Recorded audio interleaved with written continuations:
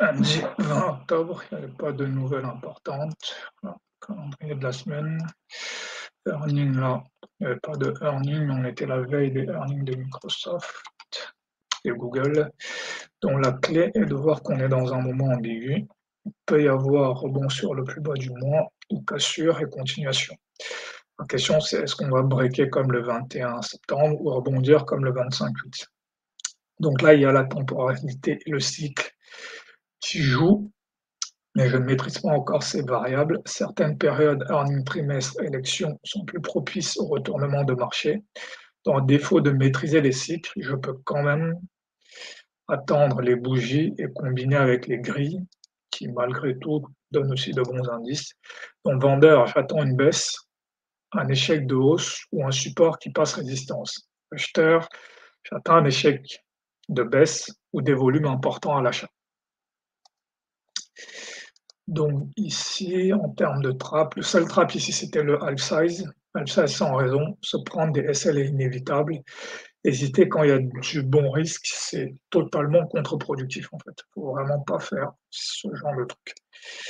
Donc ici, voilà, ici, à l'ouverture, bon, ici,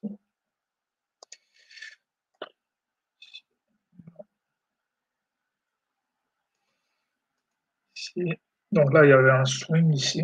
Il y avait un swing à l'achat sur un achat à la clôture à 15 à 16 heures sur ce pendu parce que ça correspond au rebond du plus bas.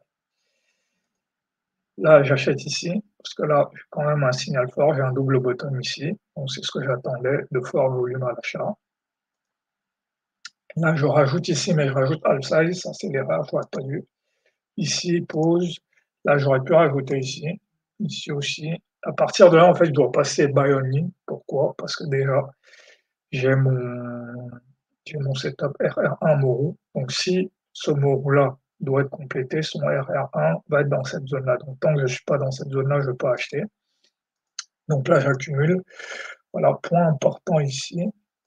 Voilà. Si je peux gérer sous la bougie, ou alors entre les fair value gap, si je veux vraiment que la position aille au bout. Donc ça aussi, c'est important. Si j'ai réussi à prendre mes 3 positions ici, je sors, je prends mon RR1 ici. La journée est terminée. Ça aussi, c'est important. Pas la peine de poursuivre le marché toute la journée, en fait. Donc là, ici, voilà. Là, il y a cette grosse bougie. Ça peut être un piège si je ne comprends pas que là, on est dans une journée où il n'y a pas de catalyseur positif, en fait. Ça, c'est juste une correction technique. Cette hausse a une faible probabilité de continuer parce qu'il n'y a pas de catalyseur positif. On n'a pas eu de phase d'accumulation. Donc ça, typiquement, ça va être un bull trap en fait. Ça, typiquement, ça va être un bull trap. D'où l'importance d'avoir acheté ici et au, au pire, garder une position que je pourrais gérer, que je mettrais sous les fair value gap. Je peux voir ça ici. Si j'avance ici sous la bougie, je saute. Si je reste ici sous le fair value gap, ça ne saute pas. Donc là, maintenant, il y a le reversal. Qu'il est raisonnable de vendre ici. Pourquoi? Parce qu'on est dans une journée où il n'y a pas de catalyseur positif, c'est juste un rebond technique. Voilà. Et donc vendre ici pour un retour ici.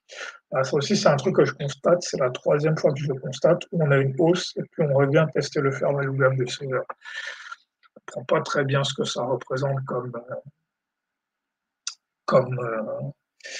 comme signal, mais bon, c'est présent, donc je souligne.